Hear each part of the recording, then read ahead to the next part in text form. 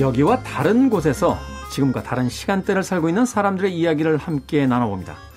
북구북구 북튜버 이시안 씨, 북칼럼니스트 박사 씨 나오셨습니다. 안녕하세요. 네, 안녕하세요. 반갑습니다. 자, 오늘은 기대가 좀 됩니다. 이 시간을 통해서 우리가 잘 다루지 않았던 종류의 어떤 책인 것 같고요. 또 그 남미, 특히 이제 칠레 작가라는 측면에 있어서 네. 영미 문화권을 중심으로 했던 작가와는 좀 다른 세계를 또 보여주지 않을까 하는 생각이 듭니다. 루이스 세풀베다의 연애 소설 읽는 노인, 바로 오늘 북구북구에서 읽어볼 작품입니다. 책 이야기 들어가기 전에 루이스 세풀베다 어떤 작가인지 물어보기 전에 네. 코로나로 얼마 전에 사망하셨다고요? 2020년에 돌아가셨다고 그러더라고요. 코로나. 네, 저도 이번에 그 책 다시 읽으면서 찾아보다가 알게 됐어요. 어떤 작가입니까? 루이스 세풀베다. 루이스 세풀베다는요. 일단 말씀하신 대로 칠레 소설가입니다. 네. 1949년에 칠레에서 태어났는데 근데 학생운동에 참여해서요. 그 반체제 운동을 한 거죠. 그러다가 이제 칠레에서 도망쳐야 되는 상황이 됐고요. 그 당시에 피노체트인가요? 네. 그 가장 유명한 독재자 중에 한 명. 네. 거기서 이제 도망을 친 거죠. 네. 그래서 1980년에 독일로 이주를 하고 그 다음에 계속 이제 뭐 89년에 방금 말씀하신 연애소설 읽는 노인 이런 책을 발표하면서 문학상을 휩쓸고 전 세계적인 베스트셀러를 만들면서 작가, 그러니까 세계적인 작가의 반열에 올랐어요. 그 이후로 뭐 지구 끝의 사람들, 파타고니아 특급 열차 같은 책들을 냈는데 이 굉장히 폭발적인 반응을 얻어가지고 근데 참 재밌는 게 이런 것 같아요. 그러니까 지금 이거 조사하면서 보니까 세계적인 작가, 전 세계적으로 폭발적인 반응을 얻었다라고 하는데 한국 사람들은 잘 모르잖아요. 그러니까 남미 소설들에 특히 우리가 좀 약한 것 같아요. 네, 어쩔 수 없이 영미문화권 아니면 이제 독일어권까지는 우리가 좀 친숙한 게 좀 있는데 네.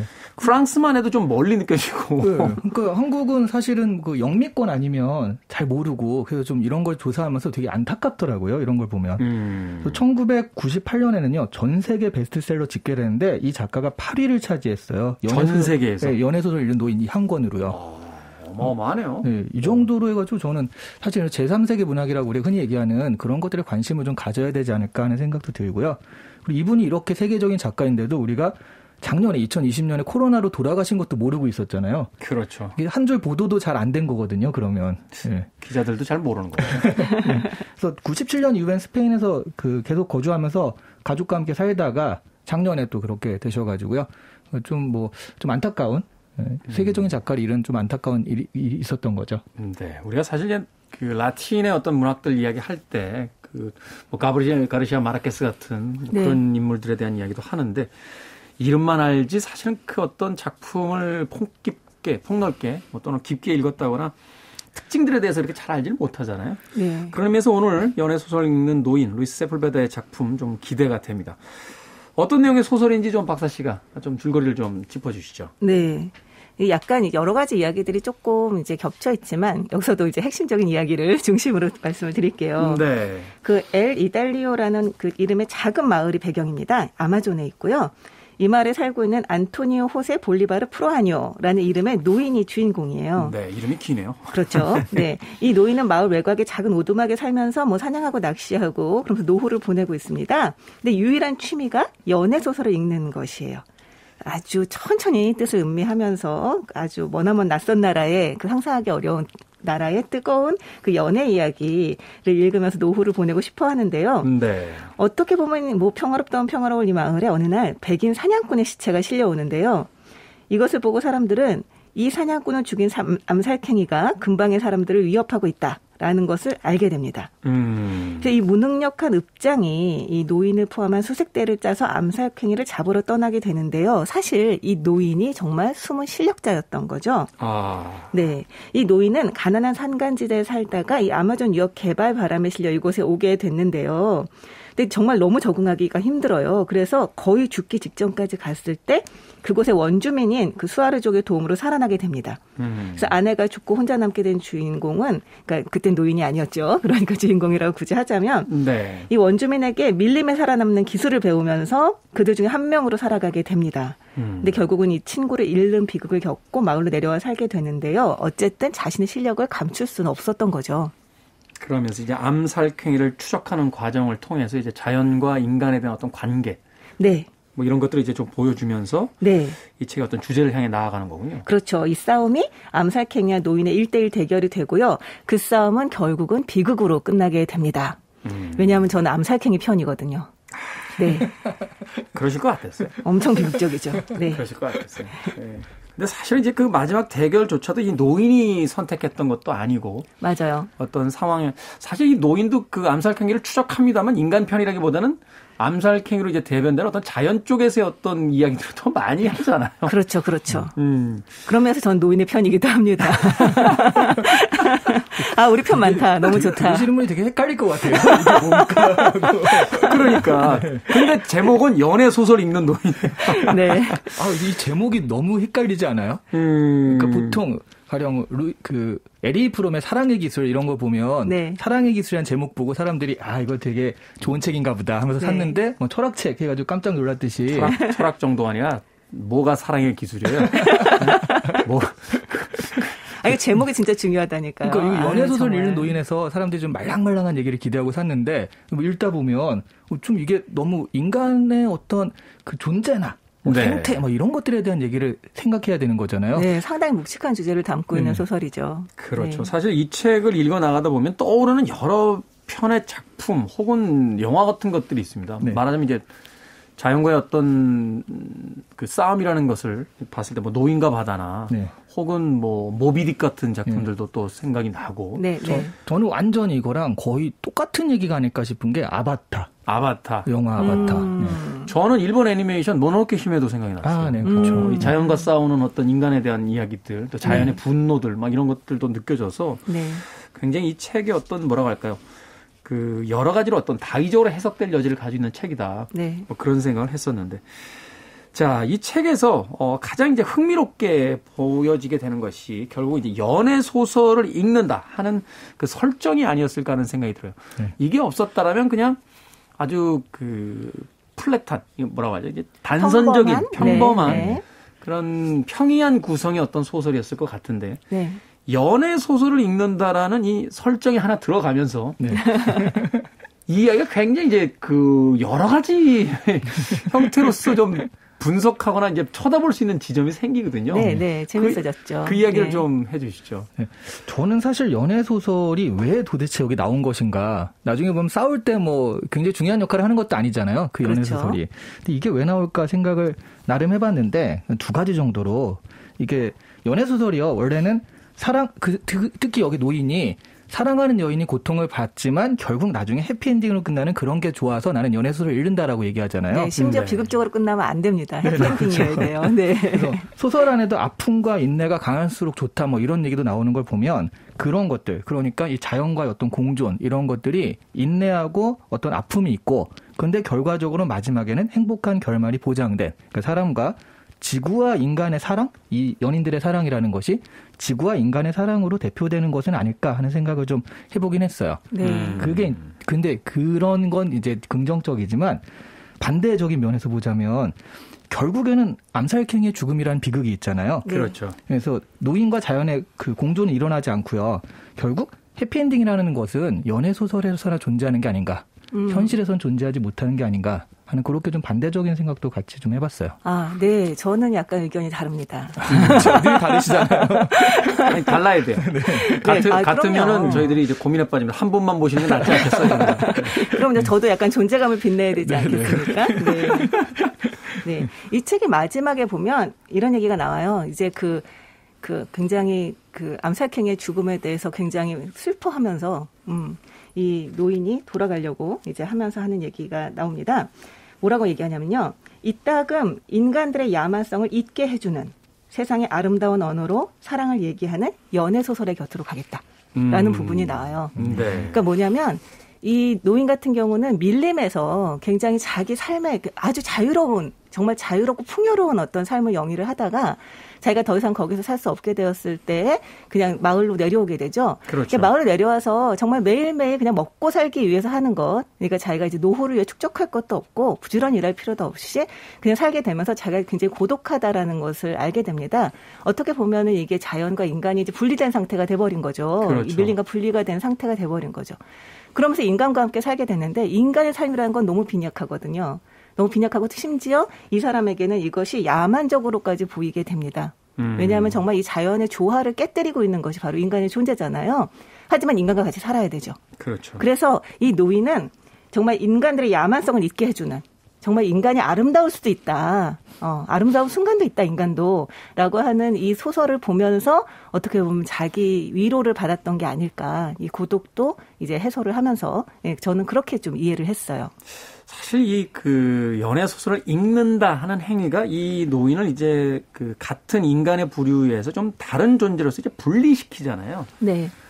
그 암살캥이를 이제 잡으러 가는 그 수색대 이야기가 나옵니다만 이 암살캥이가 왜 인간을 죽였을까를 생각해 보면 결국 인간이 그들의 어떤 그 생존의 공간을 침범했기 때문에 맞아요. 암살캥이가 인간에게 보복한 것이고 특히 암살갱이 새끼를 죽였잖아요. 네. 새끼도 그렇죠. 죽이고 저는 그 대목에서는 저 영화 레버넌트도 생각이 나더라고요.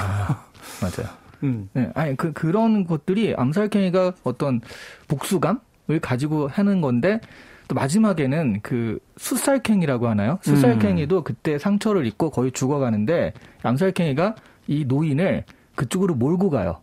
그리고 이제 거의 헐떡이고 죽어가는 그 숫살캥이를 죽여달라고 이렇게 부탁을 하는 거죠. 그렇죠. 네. 고통을 네. 없애달라. 그런 네. 것들이 또 자연과의 교감도 같이 나오면서 그러니까 뭔가 말씀하신 대로 연애 소설을 읽는다는 것이 여기서는 좀 이 사람을 특별하게 만드는 건데 그런 것들의 장치가 이 사람은 좀 다른 사람이다라는 것들을 여러 가지로 좀 보여주는 것 같더라고요. 그 상황의 설정이 참 인상적이었던 것 같아요. 같은 수색대원들은 글을 못 읽잖아요. 그래서 이 노인이 그 연애 소설을 읽어달라 노인에게 이제 부탁을 하기도 하는데 네.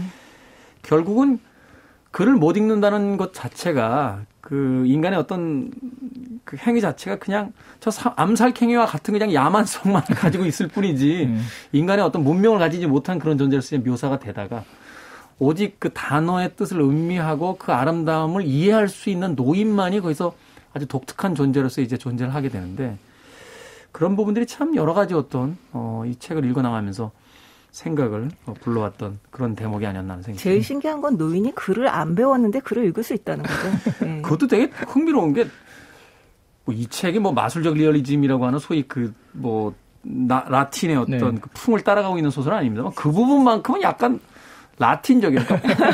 어느 날 문득 깨닫잖아요. 나는 글을 읽을 수 있었네. 나는 글을 읽네. 어떻게 배웠는지는 안 나옵니다. 그 대목이 참 흥미로웠던 부분이 아니었나 하는 생각이 듭니다. 연애 소설 읽는 노인 계속해서 좀 더 책에 대한 깊은 이야기들을 나눠보도록 하겠습니다.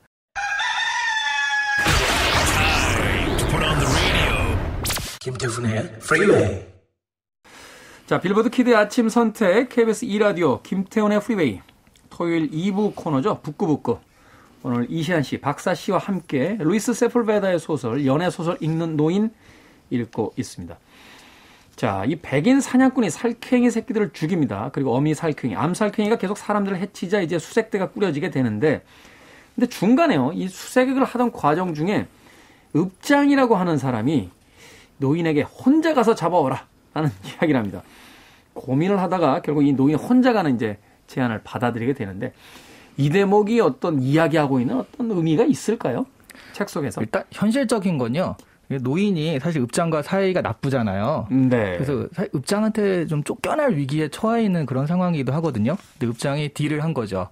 내가 너를 그냥 그 원래 살던 대로 살게 해줄 테니 가서 잡아라. 그러니까 아주 현실적인 타협이기도 했습니다. 맞아요. 게다가 읍장에 너무너무 방해가 되거든요. 오히려 방해가. 네, 뭔가 하여튼 이 노인이 자기가 이제 그 밀림에서 그 암살행위의 움직임을 딱 이제 파악을 하고 움직이려고 하면 읍장이 갑자기 나타나서 방해를 놓는 그런 모습도 보여지죠. 예. 사실은 이제 그런 부분들도 있겠습니다만 저는 이 대목을 읽으면서 이런 생각을 들었어요. 결국은 이 노인이 혼자일 수밖에 없는 그 고독감. 양쪽의 어떤 무리로부터 오히려 살쾡이 쪽에서 더 이해를 잘해주지. 인간들과 같이 있을 때는 정말 어떤 고립감을 더 심하게 느끼는 듯한 그런 대목들도 등장을 하잖아요. 맞아요. 그게 그런 거 있잖아요. 그러니까 뭐 전쟁터에서 예전에는 장수와 장수가 맞붙어가지고 네. 수십만 대군을 뒤에 놓고 장수끼리 싸울 때가 있었잖아요. 그렇죠. 삼국지에 주로 나오죠. 네, 이런 거 보면. 그러니까 그러다 보면 이 병사들은 오히려 방해가 되고 차라리 나 혼자 호를 단신으로 같이 싸워서 승부를 보는 게 낫겠다. 그런 것이 또 적장에 대한 예의다. 뭐 이런 것도 있는 것 같고요. 당시에 물론 좀 다른 이야기입니다만 이 군사 전문가한테 어떻게 이런 게 가능했냐. 막 장비 혼자서 막 수백 명을 막 휩쓸고 다니고. 네. 당시에 말이 많이 없었대요. 그래서 장수들은 말을 타니까 말을 타면 전투력이 엄청 세진다니까. 아무래도 남들보다 높은 위치에서 이제 그 전투를 수행할 수 있기 때문에. 네.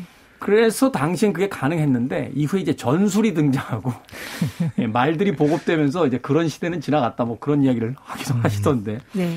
어찌됐건 말하자면 이제 그 번잡스럽던 이제 그 주변 사람들을 다 제쳐둔 채 이제 이야기의 핵심으로 들어가는 과정에서는 노인과 암살행위의 어떤 그 1대1의 대결을 통한 거기서 어떤 메시지 전달이 분명히 있었을 것이다. 아까 말씀하셨듯이 그러니까 이 노인 같은 경우는 암살행위의 의도를 읽은 거죠. 그러니까 이 암살행위가 자기가 죽기를 바라고 있구나. 그렇지만 그것이 이를테면 인간의 자비에 의해서 혹은 자살이 아니라 인간과 정말 1대1로 아주 당당하게 겨루고 그 끝에 이제 아주 당당하게 죽기를 바라고 있구나. 그리고 지금 현재 그것을 들어줄 수 있는 사람은 나밖에 없구나.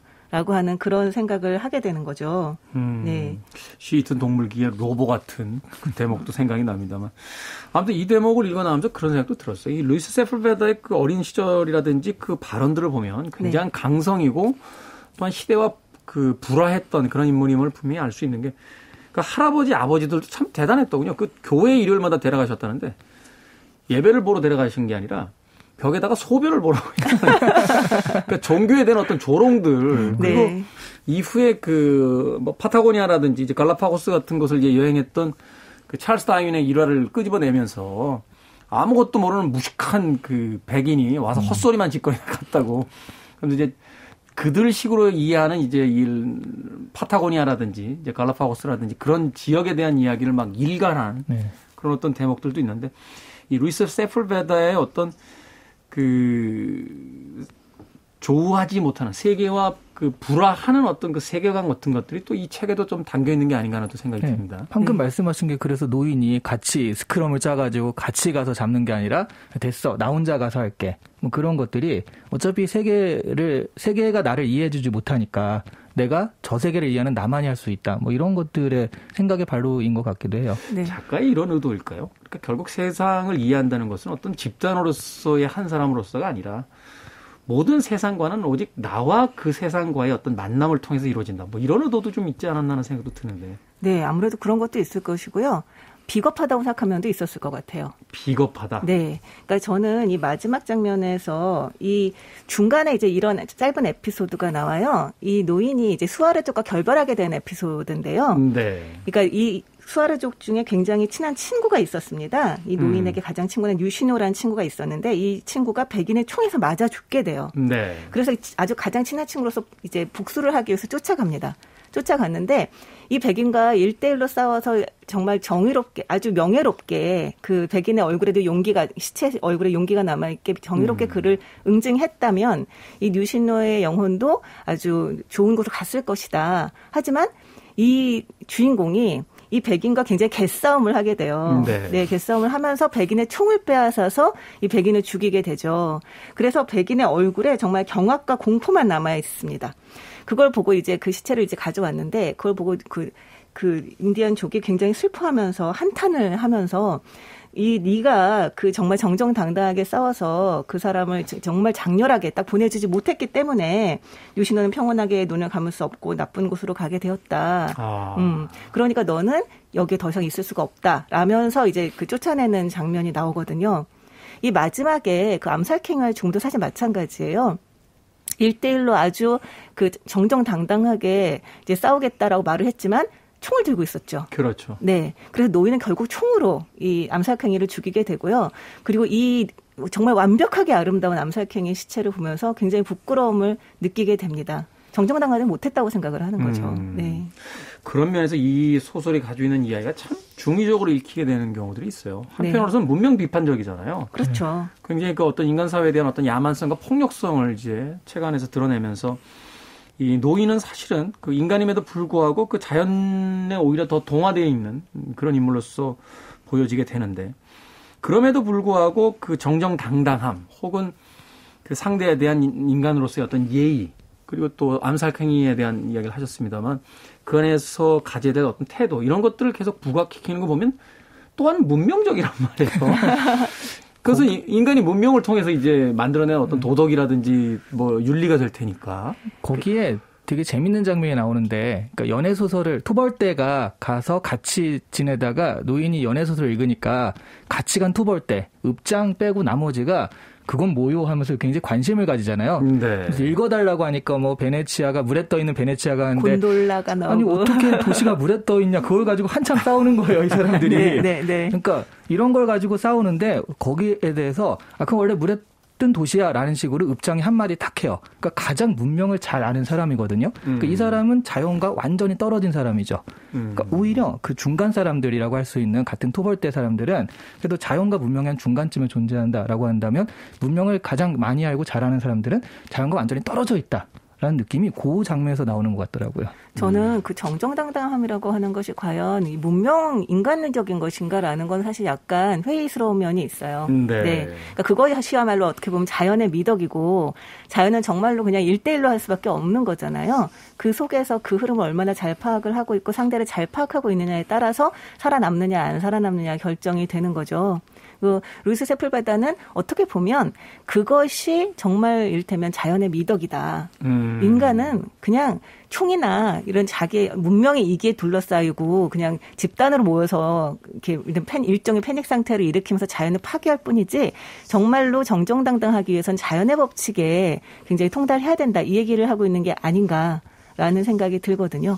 그러네요. 네. 인간이 만든 총, 그 야만의 어떤 상징을 들고 그 자연 앞에 서서 그 대결하는 그 노인의 이 마지막 부분의 어떤 에피소드 자체가 네.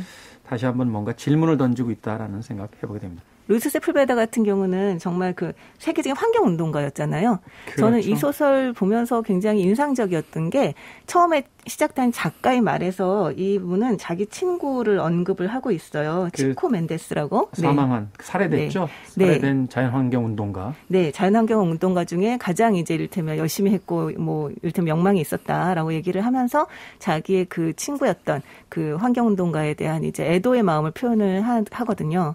그걸 보면서 저는 이 사람이 정말 이 자연에 대해서 너무나 진심이구나. 네. 그리고 이분 같은 경우는 아까 얘기했듯이 망명하고 난 다음에 정글에서 많이 이제 정글을 떠들며 생활을 했었다고 해요. 그래서 네. 이 자연이 하는 말을 정말 잘 알아들을 수 있었던 작가가 아닐까라는 생각을 했어요. 네. 그런 의미에서 한편으로는 우리 시대의 노인과 바다가 바로 이 연애소설 읽는 노인에 있지 않나 하는 또 생각도 다시 한번 해보게 됐습니다. 이 책 참 그런 의미에서 흥미진진합니다. 여러 가지의 이야기들을 함의적으로 가지고 있기 때문이겠죠. 계속해서 좀 더 책에 대한 깊은 이야기들을 나눠보도록 하겠습니다. I want it, I need it, I'm desperate for it. Okay, let's do it. 김태훈의 Freeway. 빌보드 키드의 아침 선택, 김태훈의 프리웨이. 오늘도 북칼럼니스트 박사씨, 북튜버 이시안씨와 함께 토요일 2부 코너 책을 읽어보는 북구북구 함께하고 계십니다. 자, 루이스 세풀베다의 연애소설 읽는 노인 읽어보고 있는데요. 노인이 이제 자기가 죽인 암살행위 시체 앞에서 눈물을 흘립니다. 이 대목 참 인상적이에요. 이걸 뭐 악어의 눈물이라고 부를 수는 없겠죠. 자신이 그 암살행위를 결국은 최후를 맞게 한 뒤에 흘리는 눈물. 이건 어떤 의미를 가지게 될까요? 그래서 제가 이걸 보면서 아바타랑 되게 비슷하구나라고 느꼈는데, 영화 아바타에서도, 그러니까 이 원주민들이, 거의 네이티브들이 동물을 사냥하고 그럴 때는 이 동물들을 잡아서 우리가 먹는데 그걸 되게 당연시하지 않고 우리를 위해서 이제 희생한다라는 식으로 경의를 표하거든요.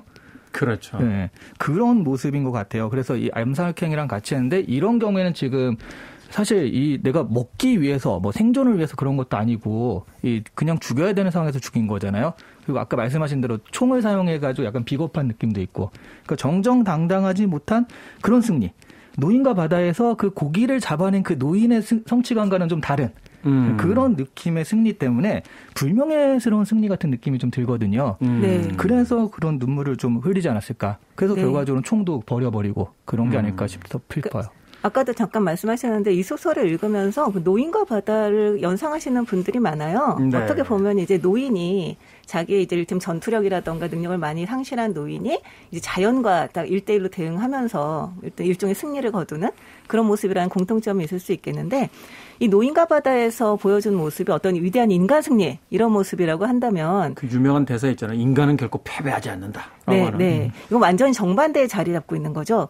우리가 계속 보면서 이 노인은 인간보다는 어떻게 보면 이제 자연 쪽에 서 있는 것이 아니냐라고 이제 처음부터 보고는 있지만 사실 이 노인이 하는 것은 인간을 위해 복무하는 거거든요. 네. 네. 그러니까 이 암살캥이가 결국은 이렇게 끔찍한 죽음을 맞이하게 된 건 모두 인간 때문인데 결국은 인간을 보호하기 위해서 인간의 무기로 이 암살캥이를 죽일 수밖에 없었던 거죠. 그러네요. 자신의 네. 어떤 심정적인 부분들은 자연과 이 암살캥이로서 상징되는 자연 쪽에 더 가 있지만 결국 자신의 행위는 인간을 위한 복무로서 이제 마무리가 되잖아요. 네, 그렇게 이제 마무리가 된 거고 정말 자기가 이렇게까지 이제 끔찍한 게 자기 자신과 이제 암살행을 몰고 오는 것이 바로 모든 그 야만적인 인간의 행동이었다는 것을 이 부분은 굉장히 뚜렷하게 이제 자각을 하고 있습니다. 그래서 명예롭지 못한 싸움이다라고 생각을 하고요. 여기서 이런 구절이 나와요. 명예롭지 못한 그 싸움에서 어느 쪽도 승리자가 될 수 없다라고 생각하면서 부끄러움의 눈물을 흘렸다라고 이제 이야기를 하고 있는 거죠. 부끄러움의 눈물. 네.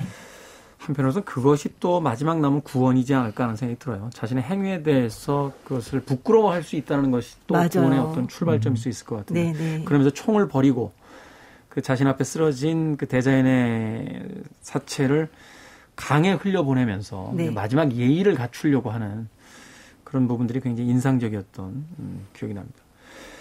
이 책 안에서 이제 다른 등장인물들도 다 역할이 있습니다. 뭐 읍장에 대한 이야기, 폭력적인 어떤 인간의 문명을 이야기하는 그런 상징적인 인물인 것 같고 그 안에서 떠도는 다른 수색대원들은 사실은 저 같은 사람 별 생각 없이 그냥 주변에서 뭐라 그러면 이리 갔다 저리 갔다 사람들인 것 같고. 저는 딱 테디랑 어울리는 인물이 있는 것 같아요. 누굽니까? 치과 의사. 치과 의사. 네. 욕쟁이. 거기서 뭐 그 노인한테 조언도 해주고 연애 소설도 갖다 주고 하는데 사실 치과 의사가 굉장히 열심히 그 자연을 지키기 위해서 노력하고 그런 건 아니지만 그런 인식은 또 있잖아요. 하지만 냉정히 이를 뽑아버리죠. 우리 시대 지식인의 모습이 아닐까 하는 생각도 살짝 들고. 좀 비슷하네요. 거기서도 이 치과 의사가 막 이를 보면서 얘기하잖아요. 그 굉장히 아파하는 그 환자에게 네가 아픈 건 알아. 네가 아픈 건 다 이 정권 때문이야라고 이야기를 하죠. 너무나 지식인답네요. 네. 기승전 이가 아픈 것도 다 정권 때문이다. 네. 저랑 어디가 비슷한지는 잘 모르겠습니다. 하여튼 오해하시면 안 돼요. 테디는 그런 말을 한 적이 없습니다. 맞아요. 테디가 그렇다는 얘기는 아니고요. 그냥 아까 말씀하셨듯이 지식인의 모습이다라고 갑자기 생각이 났습니다. 네. 바로 그 환자를 치료하는 어떤 의사의 역할을 이제 등장시키면서 아마도 그 자신이 떠나온 칠레의 어떤 정치적 상황에 대한 이야기까지도 한번 해보고 싶었던 게 아닐까 하는 생각도 해보게 됩니다. 자, 연애 소설 읽는 노인 어떻게 읽으셨습니까? 이 책 읽으시면서 뭐 떠오르셨던 여러 가지 어떤 작품에 대한 이야기도 하셨고 네. 또 비교되는 여러 가지 어떤 뭐 영화라든지 이야기에 대한 부분들을 했는데 저는 사실은 이런 그 변주들이 계속해서 나오고 있다는 것이 아직도 우리가 야만성을 지닌 채 문명과는 동떨어진 시대를 살고 있기 때문이 아닐까라는 생각을 해봤거든요. 네. 앞서 이야기하셨던 그 제임스 카메론의 아바타 같은 경우가 사실은 영화가 처음 등장했을 때 많은 분들은 이 영화를 단순한 오락 영화로 봤지만 그 몇몇 평론가들은 이제 수종주의 서부극이다. 라고 해서 백인들이 아닌 소위 이제 그 원주민이라 불렸던 인디안들의 어떤 시각으로 보는 어떤 그 서부극에 대한 이야기를 이제 펼쳐 보이면서 세상에 대한 그 시각이 달라져야 된다. 세상에는 백인이 아닌 또 다른 주인들이 있다라는 이야기를 해서 미국 사회에서 사실은 조금 화제가 됐던 그런 기억들이 있거든요. 어떻게 보셨는지요? 이 책 보시면서 또 떠올랐던 여러 가지 상념들이 있다면. 저는 그 아바타 할 때 아바타 영화가 개봉하던 때 같이 TV에서 화제가 됐던 다큐멘터리가 있어요. 네. 아마존의 눈물. 아마존의 눈물. 네. 네. 저는 이 두 가지가 주제가 거의 똑같다고 봤거든요. 근데 하나는 다큐 형식이고 하나는 영화 형식이어서 그런데 어쨌든 그런 걸 통해서 결과적으로는 우리 인간이 자연을 훼손하고 있구나라는 그런 느낌. 지금 우리가 문명을 굉장히 당연시하지 않고 훼손해가지고 그래서 억지로 얻어낸 것이다. 이런 어떤 인식을 그런 식으로 계속 공유하고 있는 것이 나름 아까 말씀하신 약간의 희망이 아닐까. 자연과 같이 살 수 있는, 공존할 수 있는 희망이 아닐까 하는 생각이 드는데 네. 가령 이 연애소설 읽는 노인 같은 경우도 이걸 읽으면서 그런 얘기들을 예전부터 이제 계속 하고 있었구나라는 생각이 들고요. 그래서 이런 것들을 좀 늦게 읽게 되고 그런 것들이 좀 안타깝고, 이런 것들을 통해서 많은 사람들이 다큐는 좀 어렵잖아요. 근데 그런 인식을 하기 어려우니까 이런 소설이나 영화를 통해서 그런 인식을 공유하는 게 참 좋은 것 같다라는 생각을 했어요. 생각해보면 벌써 30년 전에 나왔던 책인데 네. 그로부터 지금까지 환경보호가 더 잘 됐냐를 묻게 되면 뭘 굳이 물어보십니까? 이게 되게 아이러니한 게 이 코로나가 사실은 환경 파괴 때문에 일어난 것이다라는 진단이 있는데 그 코로나로 인해서 이 작가가 또 죽잖아요. 네, 이런 그렇죠. 부분들이 아이러니하게 느껴지더라고요. 네. 저는 이걸 보면서 또 하나의 주인공은 수아르족이 아닐까 수아르족. 생각을 했어요. 이 이야기 속에서 정말 많은 동정심을 가지고 이 죽어가고 있는 이 노인을, 그땐 노인이 아니었지만 네. 이 부부를 구하고 그들에게 살아남을 수 있는 방법을 알려주고 정말로 거의 완벽한 지혜를 갖추고 있는 것처럼 보이거든요. 그래서 이 노인이 정말 뱀에게 물려, 독사에게 물려 죽을 뻔했을 때도 아주 집요하게 살려내고, 그리고 살아나고 난 다음에 너는 새로운 삶을 얻었다라면서 자신들의 가족으로 받아들이고, 그리고 삶과 죽음에 대해서도 굉장히 자기들 나름대로의 철학을 가지고 이 대재현을 대하고 있죠. 그런데 그렇죠. 저는 한편 드는 생각은 우리가 정말 이 수아르족 정말 이렇게 살아야 되는데라는 생각이 한편 드는 한편, 우리가 인디언족에 대해 또 환상을 갖고 있는 건 아닌가. 맞아요. 네. 저도 뭔가 성스럽고 뭔가 되게 우아하고 이제 막 지혜를 갖추고 있고 이런 게 아닌가라는 생각을 했던 게 뭐냐면요. 거기서 이런 구절이 나와요. 이 노인이 이 수아르족하고 같이 이야기를 하면서 막 이제 같이 이제 격의 없이 지낼 때 수아르족이 우리에 대해서 어떻게 생각해? 이렇게 물어봅니다. 근데 네. 거기서 뭐라고 얘기를 하냐면, 꼬리 낀 원숭이들만큼이나 상냥하고 술 취한 앵무새들만큼이나 말도 많고 악마들만큼이나 소리를 내지르는 악바리들이라고 이야기를 하고 수아르족이 막 너무 좋아서 깔깔 웃으면서 안 좋아하는 거 아니에요? 그거? 아니요, 굉장히 좋아하는 장면이 나오거든요. 네, 그런 거를 보면 또 그들 또한 그냥 자연의 한 부분, 우리처럼 이제 이를테면 자연과 거스르지 않는다 뿐이지 자연의 한 부분으로 살아가고 있는 이들이 아닌가. 물론 배울 점은 되게 많지만 그런 생각을 하게 됩니다. 그 이야기가 핵심인 것 같아요. 한편으로 생각하면 자연은 가치 판단의 대상이 아니잖아요. 그렇죠. 그대로 존재하는 것이지 네. 거기 어떤 선악을 논하는 거. 뭐 뱀이 쥐를 잡아먹고 사자가 그 숫소를 사냥한다고 해서 사자를 악당이라 부르고 뱀을 그 독사 같다라고 이야기하지는 않잖아요. 그것은 자연에 그냥 있는 독사 그대로인데. 같은 건 독사 같은 거죠. 그럴 수 있겠죠. 근데 어쨌든 네. 거기에 대한 어떤 가치 판단을 하지 않은 채 있는 그대로를 그냥 받아들이는 것. 거기에 대한 이야기를 또 멋지게 하고 있는 것이 아닐까 하는 생각이 드는군요. 네, 근데 맞아요. 또 그렇게 들으니까 이게 너무 적자생존의 법칙을 또 정당화하는 느낌도 좀 있는 것 같아요. 그러니까 뭐 자연과의 대결에서 피하면 어쩔 수 없는 건데 우리가 그런 것들을 윤리나 도덕이라는 이름으로 약자들을 좀 보호한다든가 그런 것들을 만드는 거잖아요. 그래서 문명이라고 무조건 나쁘다라고 말할 수만 또 없을 것 같아요. 그렇긴 하겠죠. 복잡한 문제입니다. 네. 자, 한 줄 추천사로 이제 마무리하도록 하겠습니다. 두 분 이 책에 대한 한 줄 추천사 남겨주신다면? 저는 다큐로는 아마존의 눈물, 영화로는 아바타, 그리고 소설로는 연애소설 읽는 노인이다. 이렇게 추천하겠습니다. 네, 왠지 연애소설 읽는 노인 안 보시고 다들 아바타 보실 것 같아요. 불길한 생각이 듭니다. 박사 씨는 한 줄 추천사 어떻게 남겨주시겠습니까? 네. 우리가 살고 있는 이 사회가 세상의 전부라는 생각이 들 때 꼭 읽어볼 만한 소설입니다. 아, 그렇군요. 옛날 교황 요한 바오로 2세였네요. 교회 바깥에도 진리가 있다라는 이야기를 하셨던 기억이 나는데 그렇군요. 우리가 눈에 보고 또 느끼는 세상만이 아니라 저 바깥에서 또 다른 세상이 있다는 걸 느끼고 싶을 때 읽을 만한 책이다라고 추천해 주셨습니다. 자, 북구북구 오늘은 루이스 세풀베다의 연애 소설 읽는 노인 읽어봤습니다. 다음 주 예고 해드립니다. 다음 주에는 아주 야합니다. 네. 마르거리트 듀라스의 연인이라는 작품입니다. 이 자전적 소설이라고 해서 굉장히 화제가 됐었죠. 네. 그리고 야하다고 해서 영화도 굉장히 화제가 됐었고요. 아, 그렇죠. 그렇죠. 제인 네. 마치라고 하는 그 여배우가 나왔던 걸로 기억이 되는데 마르거리트 듀라스는 특히나 작가들의 작가라고 불리는 작가이고 또 글을 쓰고자 하는 작가들에게는 하나의 어떤 그 숭상의 대상이자 선생님처럼 모시는 제가 기억이 나는 게요. 그 프랑스의 몽파르나스였나요? 그 묘지에 갔는데 어떤 묘지의 화분에 수백 자루의 볼펜이 꽂혀 있는 거예요. 펜들이. 이게 뭐지라고 봤더니 마르가리트 듀라스의 묘지였는데 전 세계에서 온 작가들과 그 작가 지망생들이 자신에게 영감을 준 그 위대한 작가의 묘지에 자신의 펜을 꽂아놓고 간 그런 장면이 굉장히 인상적이었습니다. 이 대가 앞에서 절필하겠다 뭐 이런 뜻은 아니었을까요? 그럴 수도 있어요. 이렇게 멋진 작품을 쓴 작가 앞에서는 어떻게 내가 글을 쓸 수 역시 있을까? 박사 씨는 저보다 한 수 위시네요. 저는 그거를 어떤 존경의 표시로 봤는데 나는 더 이상 글 안 씁니다 하고 자기 펜을 버리고 갔다가 거기다가 대단합니다. 비싼 펜이 있나 찾아봤는데 비싼 펜은 없더군요. 자, 북튜버 이지아 씨, 북클라미스 박사 씨와 함께 북구북구 진행해봤습니다. 다음 주에 뵙겠습니다. 네, 안녕히 계세요. 감사합니다.